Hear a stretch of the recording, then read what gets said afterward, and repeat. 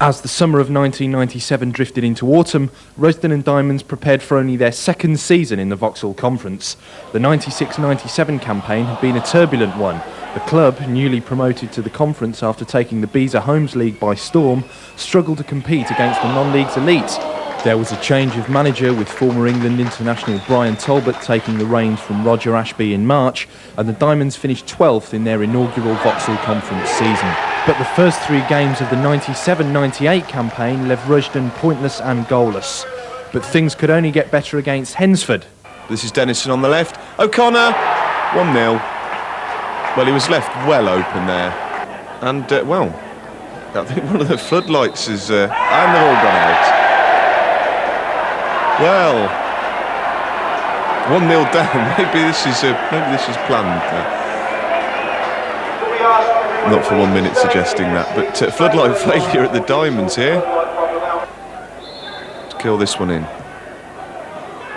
Goes up, Cooksy's got hold of it. Dropped it, it's in!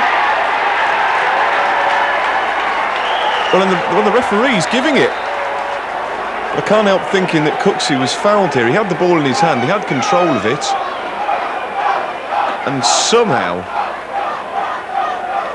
well, it's an utter mess. I think Collins went in and put it in with his back. Were the Diamonds' fortunes changing? The following week, they faced Gateshead. There's a Myson being jostled off the ball there, but he's got a chance, second chance, it's in. It's useful, and it's 2-0. Swinging right-footed, it's headed on, that's the third goal. Rushden celebrated their first win of the season, but not before they'd allowed Gateshead to score twice. A first away victory was secured at Slough, but another defeat followed, this time at dark horses for the title Cheltenham. Next up at Nen Park were Farnborough, and it was a game that players or supporters alike won't forget in a hurry. That's 1-0 Diamonds, a great start. And it's past Cherry, they've equalised. Here he is, it's Underwood. It's a good run by Myson, here's Foster, and he's put it away, 3-1. Oh, what a strike from Wingfield. And it's gone in, and it's Darren Robson. This is Foster, he's taken the lead again. Foster, it's a hat-trick. It must be. Here's Robson, I can't believe it. And Mayhew, well, it's a delightful chip. What's Steve Cherry doing? It's 5-all. Amazing stuff, but it did little to help the Diamonds' predicament. Inconsistency was becoming the main problem. October saw two sides believed by many to be in with a shout of winning the title visit Nen Park, Hereford United and First Woking. And it does so, it's right in there, it comes from Myson and it's in. They'll go through a ball to Grant Payne, who turns Chris White easily and scores. It's Diamonds 1, Woking 1. All good skill by Rawl. Now he needs a good ball towards Foster. Foster's onto it. Oh, what a great finish by Adrian Foster. A fantastic volley with only minutes left on the clock. That's White intercepting. Good ball to Myson. Now Myson's got space to run. Myson from the edge of the box tries a shot. Gale spilt it. It's Collins following up. Diamonds have scored. And one goal was enough to beat Hereford. At last, the Diamonds were finding their feet. An away victory at Kidderminster Harriers followed before FA Cup time arrived. It was the fifth qualifying round and Boreham Wood were the visitors. After winning at Nen Park to eliminate the Diamonds from the previous season's FA Cup, would Lightning strike twice? Gary Butterworth has a shot from distance. Oh, what a fantastic goal. Smith's come out, he's lost it again, Smith, and the ball's free, and Boreham Wood have equalised. 1-1 the final score. And after a further 119 minutes of the replay had failed to separate the sides, the tie looked destined for penalties. But then, when that's touched on, oh, and Shaw was free at the far post, an almighty scramble, and it's gone in! New players were added as the Diamonds began to concentrate on climbing up the table. But still there was inconsistency, the Diamonds losing 1-0 at home to Slough at the start of November before beating Kidderminster 4-1 thanks to a hat-trick from lone player Jamie Barnwell. Counter-attackers Hayes inflicted another home defeat on the Diamonds, 3-1, but not before the first local derby of the season against Kettering on November the 25th. A little pump forward, that was Hackett's touch, and Collins! Well, a superb finish by Darren Collins. And the Diamonds take the lead 4 minutes before half-time. Look at that, Hackett's touch into Collins' path, and he tucked that past Taylor.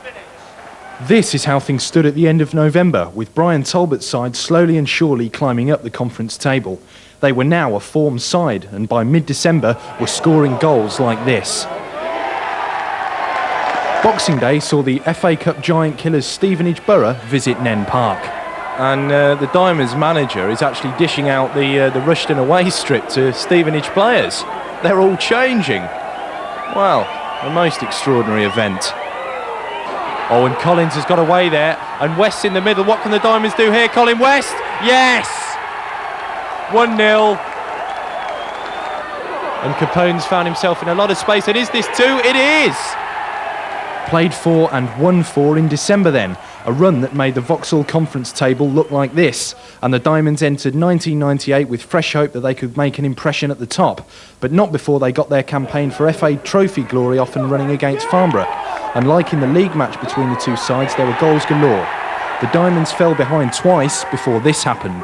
Well, they're breaking forward here with Darren Collins. Oh yes! Darren Collins with an immediate equaliser for the Diamonds. And well, Collins! Oh yes! Darren Collins with almost certainly the winner here at Nen Park. Another goal from Darren Collins was enough to beat Southport at Nen Park a week later, and at the end of January the Diamonds had moved into the title-chasing bracket. But then came two crunch back-to-back matches. The Diamonds had been drawn against Cheltenham away in the second round of the trophy, and then were scheduled to welcome league leaders Halifax Town to Nen Park. Oh well, and Eton! Well, it's a goal for Cheltenham. Freeman again, Dale Watkins. Oh, what a tremendous strike by Watkins, and that's a superb second. Well, still at the end, they've got to be so careful as Eton breaks away, and now Watkins takes over. Good chance here, Dale Watkins! And that has sealed it.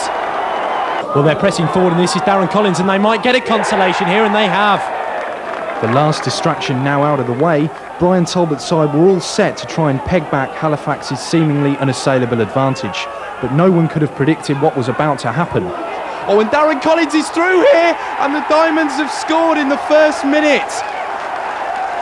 Myson, nice touch to Butterworth. Oh, and he might get this back from Colin West. Gary Butterworth, and the Diamonds have doubled their money against the league leaders.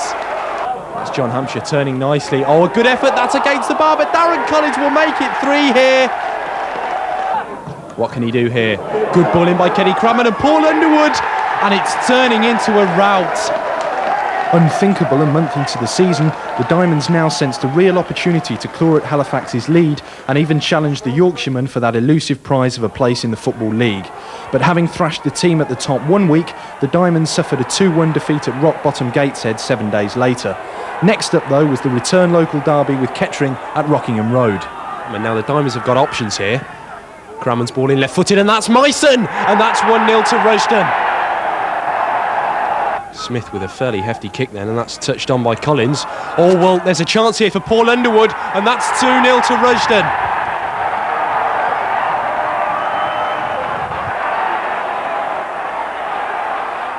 Oh well, an awful error there, and Colin West is racing away here, and he's going to walk this ball in. And Colin West, well, just look at that. Chris Taylor's clobbered West. Looking to release Collins then, and Darren Collins is onside here. Well, West sprinting up to join him. Well, Darren Collins wants to go it alone. Collins, oh well, it is going to be a fourth for Rushden. An extraordinary goal again. Another victory a week later against Stalybridge followed to leave the Diamonds in second spot in the conference. But March promised to be the month that would make or break their season, with all their fixtures being against teams around them at the top, including the critical return fixture with Halifax. But first up were Cheltenham Town. Kenny Crammon, 1-0. The Diamonds have the lead against Cheltenham Town after 33 minutes. And looking for Darren Collins on the far post, an important interception. That's going to come through to Darren Collins. And that's the second goal the Diamonds have been waiting for. Well, they're pressing forward frantically now. Cheltenham, and victory has scored. Well, that's a lifeline for Cheltenham Town with 9 minutes to go. As Capone looks for Tim Wooding there, and the ball's come across. And that's Underwood, and now Foster! Oh, well, that's sealed it for sure now for Rushden and Diamonds. Well, Steve Book's got to be so careful here, he's a long way out of his goal. Adrian Foster's going to backtrack here. Steve Book's still way out of his goal, and that's Cooper trying one. and he scored! 3 minutes from time, and the Diamonds have a fourth. Only 4 minutes gone, and we've had a pretty lively start as Underwood moves forward and tries to feed Meissen here. A superb early chance for Rushden, and Michael Meissen has given the Diamonds the lead. As the ball comes forward now to Mark Rawl, who lays a decent ball into Foster. Well, a good chance for the Diamonds here. What can Foster do? Well, he can turn, he can shoot, and he can score a sensational second for the Diamonds. Well, would you believe this? Having soaked up all the pressure in the second half, Woking have had so many chances. The Diamonds race upfield in injury time, and look what Foster's done. He's gone and scored a blinding second to send those Diamonds fans into ecstasy here at the Kingsfield Stadium. A textbook goal.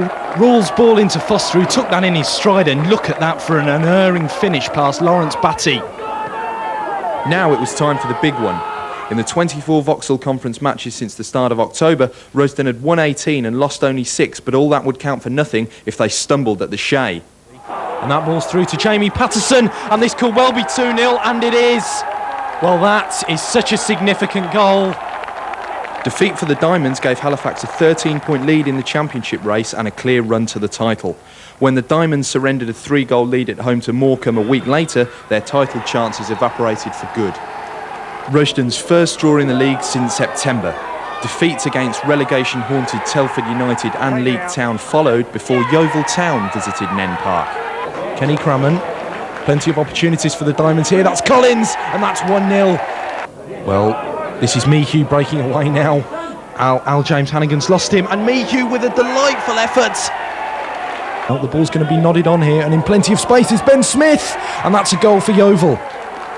Well, Piper's supporting him. Well played by Ben Smith, getting the ball in, and that's been turned in by Sam Winston. A draw at Hereford followed, and then when Richie Hanlon scored a last-minute winner for Welling United at Nen Park, the Diamonds' season was in danger of going out with a whimper.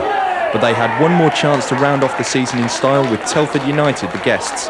The game was only 4 minutes old when Telford, needing a win to stay up, took the lead.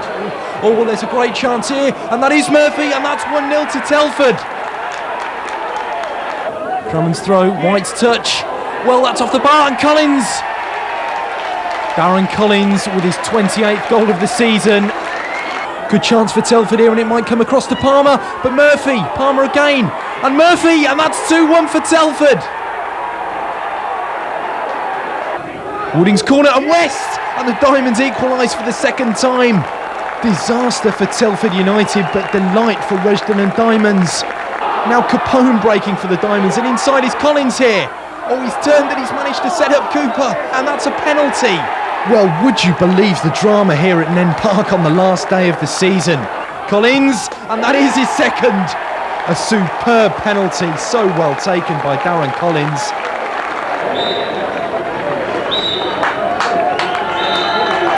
So that was it for season 97-98. A rollercoaster ride that landed Rushden 4th spot in the Vauxhall Conference. An eventful and momentous 12 months at Nen Park, presided over by the man who guided the Diamonds to their highest ever ranking in senior football, Brian Talbot. The club has only been in existence 6 years, and they're still learning about being a football club. But they're 3 places off the Football League today, or 4 places what of. Now, what he's achieved in that period, Mr. Griggs, is unbelievable. And we've got to take it on board. I think there'll be about 10 teams challenging next year, but we've finished 4th this year, we finished 12th the year before, and we've got to finish better than 4th next year.